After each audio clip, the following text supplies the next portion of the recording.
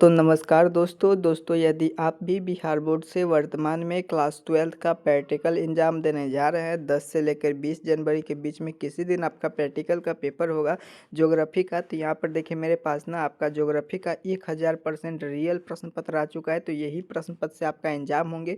कल के एग्जाम में सेम टू सेम देख लीजिए, बिल्कुल ओरिजिनल प्रश्न पत्र है, सेम टू सेम यही प्रश्न पत्र रहेंगे। तो अभी की इस पूरे वीडियो के माध्यम से ना हम लोग आपका प्रश्न पत्र का उत्तर बताएंगे, साथ ही साथ कितना प्रश्न आपको बनाना पड़ेगा, ये सब एक्सपेरिमेंट करना पड़ेगा, वाइवा में आपको कैसे अंक मिलेगा और उसके बाद इस पीडीएफ को कैसे डाउनलोड करेंगे। दोस्तों अगर आप इस मेरे चैनल पर नए होंगे तो चैनल को सब्सक्राइब कर लेंगे, क्योंकि यहाँ पर ना इस चैनल पर आपके लिए जो भी आपके एग्जाम में सेम टू सेम प्रश्न रहेंगे वही पेपर यहाँ पर अपलोड किया जाएगा। दोस्तों आपको बता दें इसमें 30 अंक का आपको प्रैक्टिकल होगा, और जो कि 30 में 30 मार्क अगर आप लाएंगे तभी आपका 70 मार्क का आपका ये थ्योरी होगा, अर्थात कि एनुअल एग्जाम में जो होगा सैद्धांतिक परीक्षा होगा। फिर उसके बाद 30 मार्क इधर, तो टोटल आपका 100 मार्क मिलेंगे। तो इसीलिए अगर आप ये पूरे वीडियो देखेंगे तो 30 में 30 मार्क आएगा और पूरा का पूरा एग्जाम में सोल्यूशन कर कर आ जाएंगे। आगे मैं बता दूंगा कि कैसे इसका पीडीएफ डाउनलोड करना है। दोस्तों कभी भी आपका एग्जाम हो 10 जनवरी 11 12 13 14 15 16 17 18 19 20 जनवरी तक जो आपका प्रैक्टिकल पेपर होगा, सभी स्कूल में सेम जो मैं यहाँ पर करा रहा हूँ यही पेपर आया है। ठीक है, तो देख लीजिए आर्ट्स स्ट्रीम का है, मैं बाकी सभी विषय का पेपर अपलोड कर दूंगा। तो यहाँ पर देख लीजिए टोटल प्रश्न 13 प्रश्न रहेंगे, जिसमें आपको 3 घंटा 15 मिनट का समय दिया जाएगा। ये आपका इंस्ट्रक्शन वगैरह सब है, इस पर आपको ध्यान नहीं देना, आगे मैं यहाँ पर समझा देने जा रहा हूँ। यहाँ पर देखेंगे आपको यहाँ पर समझ लेना है कि सेक्शन ए जो रहेगा ना, जिसमें आपको 5 अंक का एक्सपेरिमेंट को, अर्थात कि एक एक्सपेरिमेंट करेंगे तो आपको 5 अंक मिलेगा। सेक्शन बी में आपका 10 अंक का है, यानी कि एक प्रश्न करना है। ठीक है, फिर उसके बाद सेक्शन सी में जो है ना, सी में अर्थात कि सी में जो प्रश्न रहेगा वो आपका 5 मार्क का रहेगा, एक प्रश्न करना है जिसके लिए 5 अंक मिलेगा। फिर सेक्शन डी में आपका जो है ये आपका practical record book and viva होगा, जो कि 10 मार्क का होगा। ठीक है, तो आइए हम लोग पूरा का पूरा प्रश्न का सोल्यूशन करते हैं। देखिए सेक्शन ए में से आपको 1 2 3 4 5 और इधर 5 प्रश्न दिया गया, 6 फिर उसके बाद 5 प्रश्न दिया गया। ठीक है, तो आइए इनमें से एक प्रश्न का उत्तर मैं बता देने जा रहा हूँ। एक प्रश्न ही बनाना है, एक भी प्रश्न बनाना है, और इसका मैं पीडीएफ भी डाउनलोड करना सिखाऊंगा।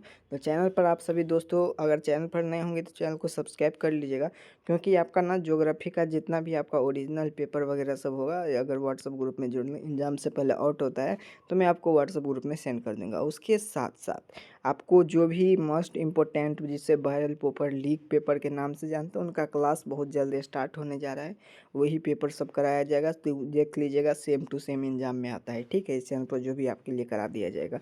देखिए क्या कह रहा है कि आंकड़ों में प्राथमिक स्रोत का संक्षिप्त विवरण विवरण दीजिए। ठीक है, ये है। आगे यहाँ पर देखेंगे सूचनांक का क्या महत्व है। असहसंबंध दिशाओं का विवेचन कीजिए। श्रमिका दैनिक के मजदूर में समांतर मध्य में गणना कीजिए। ठीक है, यहाँ पर देख लीजिए इसका उत्तर दिया गया है। एक श्रमिक मजदूर है, लेबर है, फिर दैनिक डेली वेग है, मतलब कि उसका रुपया। तो एक को डेली रुपया 500 इतना में 50 मिलता है, बी को इतना, सी को इतना, डी को इतना मिलता है, ई को इतना मिलता है। ठीक है, ई को इतना मिलता है। फिर उसके बाद चलिए इसका उत्तर मैं आपको बता देने जा रहा हूँ। पहले देखिए सबसे पहला का जो है आंकड़ा में प्रथम स्रोत संक्षिप्त विवरण दीजिए।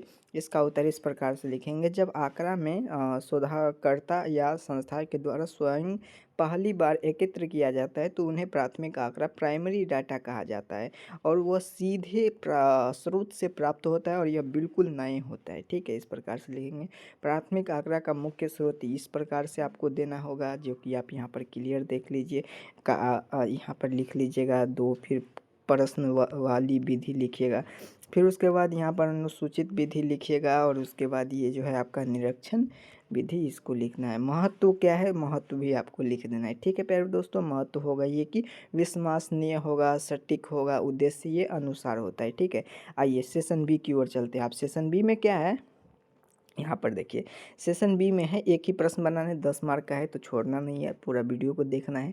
चैनल को सब्सक्राइब कर दीजिएगा दोस्तों, एग्जाम से पहले आपके लिए इतना मेहनत करा दे रहा हूँ, तो चैनल को सब्सक्राइब करके वीडियो को लाइक जरूर कर दीजिएगा। ठीक है, आंकड़ों के निम्नलिखित आंकड़ों के आधार पर आरेखा की रचना कीजिए। ठीक है, ये आरेखा हो जाएगा। इसका रचना करने के राज्य की जनसंख्या 2021 का है, मतलब कि ये 21 में 2000 जनसंख्या इतना था, जो कि उत्तर प्रदेश का इतना, महाराष्ट्र का, बिहार का, पश्चिम बंगाल का जनसंख्या इतना था। ठीक ठीक है। फिर आंध्र प्रदेश का जनसंख्या 8.46 था। तो आइए इसी का उत्तर देख लेते हैं कि दूसरा प्रश्न पढ़ेंगे, क्योंकि मैं पहला का ही उत्तर लिया हूँ।